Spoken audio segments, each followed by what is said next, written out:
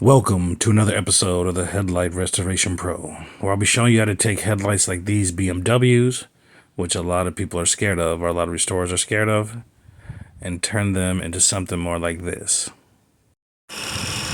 Beautiful, crystal clear, liquid, better than the day they rolled out the lot.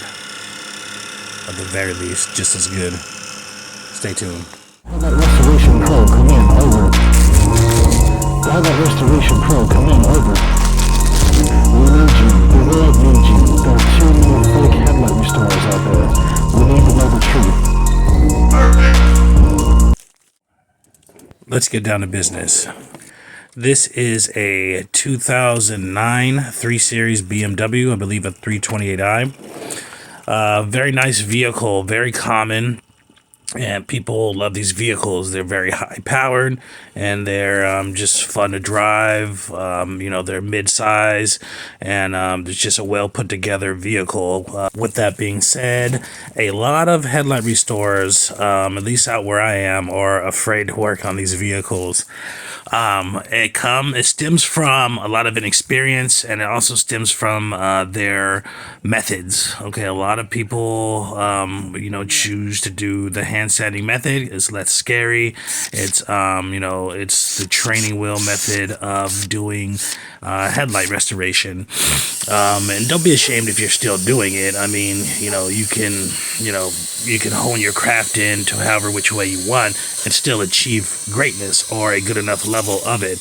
But it is the lesser style of headlight restoration. Okay, of course, using power tools to do anything is going to be a greater accomplishment or a higher level of things. It's going to be quicker. It's going to be all kind of different ways better. Okay. With that being said, that's part of the problem. These headlights typically, I don't know if you've watched any of my videos before or not, but I always say, or in a couple videos, I say that not all headlights are created equal. Okay, a lot of them, it's pretty much, my metaphor or my classic metaphor that I use is when they create headlights, it's a world standard, it's a vehicle safety standard, and it's almost like, being told, hey, you got to make a hamburger, or all you guys have to make cheeseburgers, okay? All you guys have to make cheeseburgers, but there's no definition of cheeseburgers. You could just, you have to, of course, have the meat and this and that, but you can flip it any way you want, right? There's a million trillion, different cheeseburgers you could probably come up with, right? So with that being said, they're not all created equal. They are primarily polycarbonate, but they are cut with other things. They are pressed at different temperatures and pressures. There's small variabilities in different things with the headlights and different ideologies with the headlights that different companies do. This is why you can kind of see, if you've done more than one vehicle, you can see that, certain vehicles like, let's say Toyotas or Civic have a medium hard light with a light coating, and then vehicles like this BMW or Mercedes have really hard lights. The actual substance of the light is really hard, and the actual coating is really hard, so it freaks people out, and they don't know what's going on, and they don't want to deal this vehicle here. He called 2 places, which, he told me, man, I don't know what's going on. Nobody wants to do these headlights. And I call you and you're like, okay, are you ready to do it now? And, he was like, I was shocked. Like, I don't know what was going on. And he even said that on the phone. Is there something wrong with these lights? And I was like, why do you ask? There's, they're harder to do than other lights. They're considerably harder to do. And he was like, I called 2 other places and they said, no, we don't do BMW headlights. And he said one of the guys, was thinking about it, and he said, let me call you back. And he called back and was like, no, we're not going to work on that vehicle. And he was like, I don't understand what's going on. And I called you, and you're like, okay, let's set up an appointment. And you came right out and took care of it, right? And so I was like, explain to him, like, they're very difficult lights to do, and it freaks some people out if they're not experienced. And even some experienced people have had bad experience with these headlights, and they don't know what to do, or they've tried too hard to get it off, and they don't know the science behind it, and they burnt a light and stuff. And let me tell you, if you mess up one of these lights, okay, this vehicle here, just like any vehicle, has a low end and has a high end. Okay, this is the high-end vehicle of this vehicle. Okay, so it has the total package. It has and these lights here, which is called the Xeon adaptive lights. Okay, which are in here, which you'll see at the end, and it just means it has a lot of servos and mechanisms, and they have sensors that self-adjust to when you're driving and turning and doing all this stuff. And they have for this year's vehicle, they came stock with these Xeon lights, which is basically an HID. It's a gas-filled light or whatever. It's basically HID. Okay, so it came with these lights, and they cost this much. Check it out. It's OEM.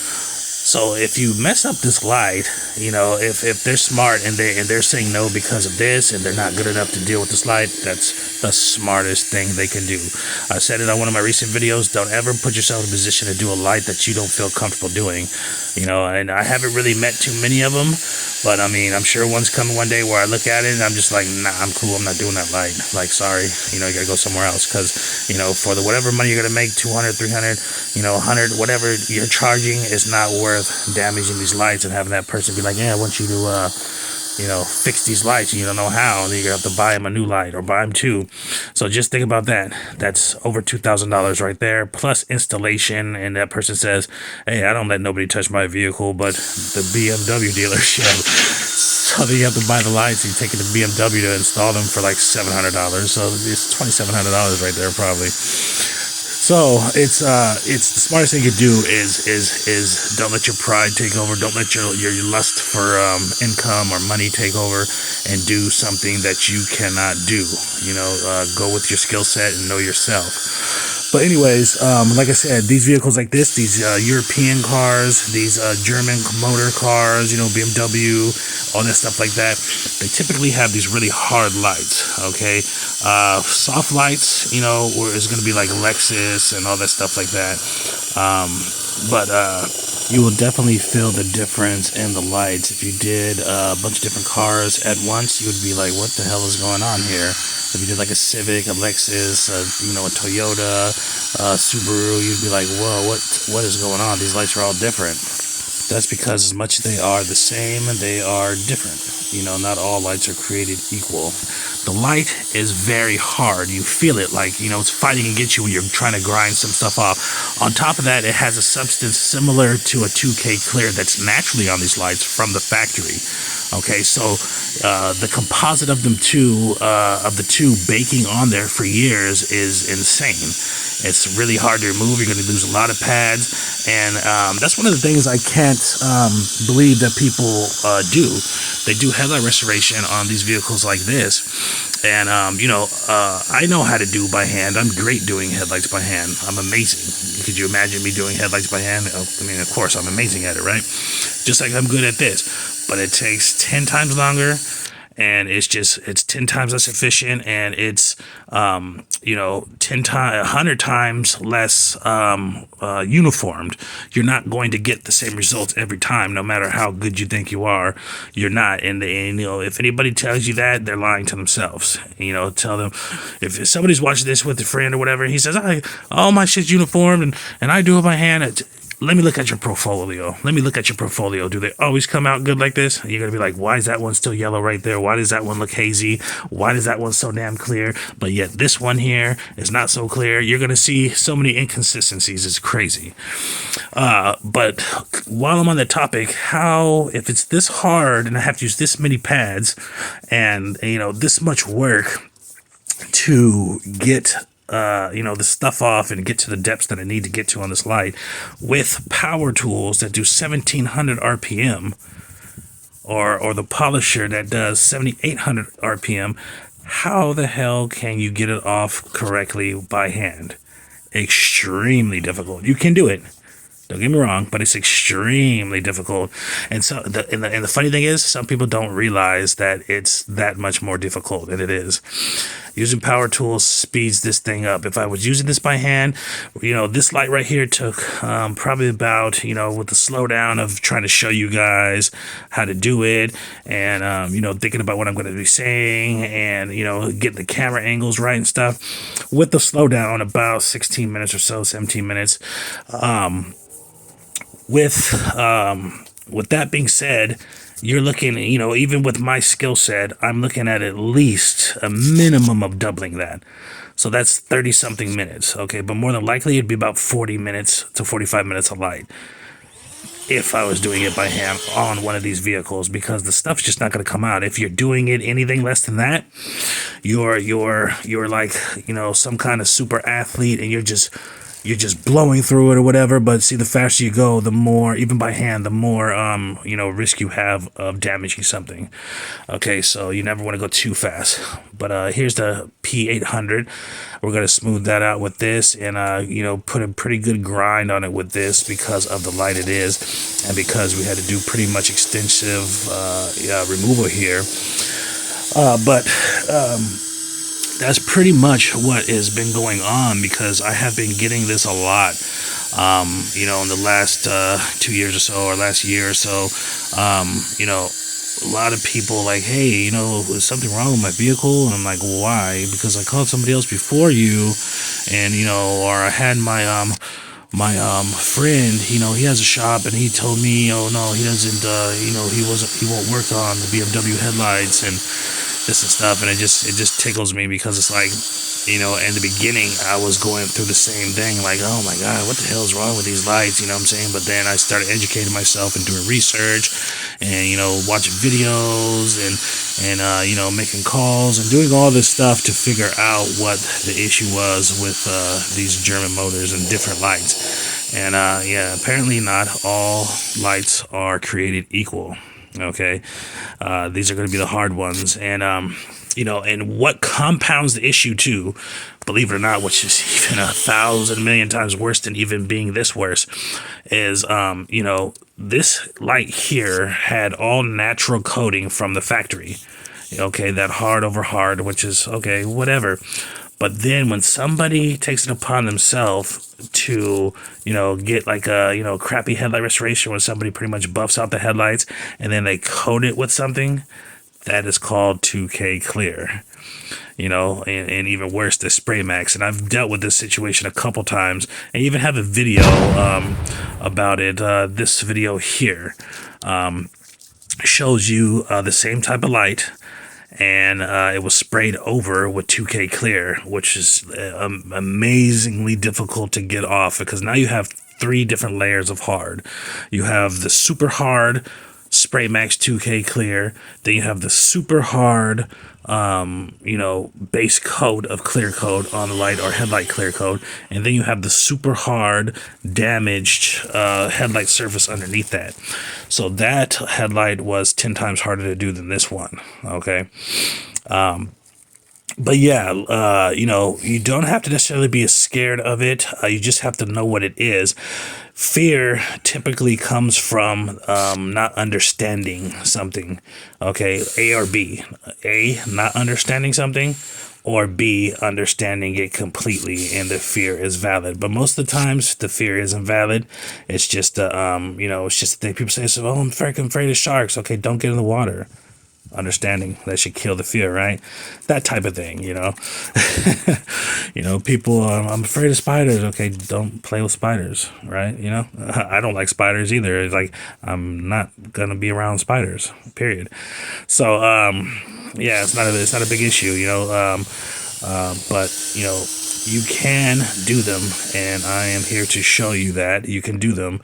You just have to take a little bit more work, and with a little bit more work, of course, things cost a little bit more. If you want a bigger house, the house is going to cost more when you build it, right? If you want to build a small house, it's going to be cheaper, right? The more difficult, the more compensation you are required for doing said services. So that's a bonus on them as well if you're good at them. But at the end of this headlight restoration, this gentleman was very pleased with the results, because he was pretty much saying if you weren't going to be the one to do it, he was probably going to have to get new headlights. And, anybody that has any kind of common sense, and anybody who's into cars or knows about cars, this guy's car is very nice. It's very clean, had the rims on it, the inside was immaculate, tinted windows, all that stuff, system in it. Anybody who knows anything about cars, especially a car like this that has these crazy headlights, You do not want to put on these crappy, shitty aftermarket headlights. You don't want to do it. There's a reason why this headlight that's OEM cost over $1,000. Okay, and there's a reason why if you go get it, it's probably $250. Okay, don't waste your money. You're gonna be pissed off in a year or 2 months or 3 months. I actually did. I get usually about 1 or 2 a year, where somebody calls me in to redo or to do their OEM headlights because they bought aftermarkets, and they're like, these motherfucking things went off and turned off and I can't get them fixed, and it's been 3 months since I got them.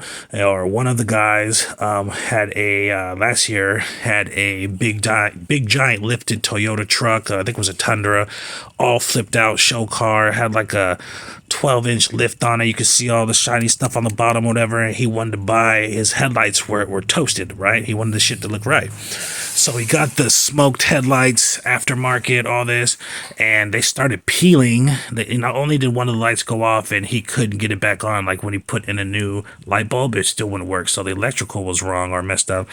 Not only that, in 4 months, but it started peeling. On the top, it started peeling. The clear coat was terrible. So instead of having me do those, he gave me the OEMs. This was like a take-home type of thing. He gave me the OEMs. I took them home, did them, brought them back the next day, and he was extremely impressed.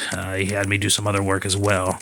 So it just goes to show, man, like that's the last thing I would do. Like if I would advise anything, going to the junkyard, finding some on eBay. I mean, anything. I don't really.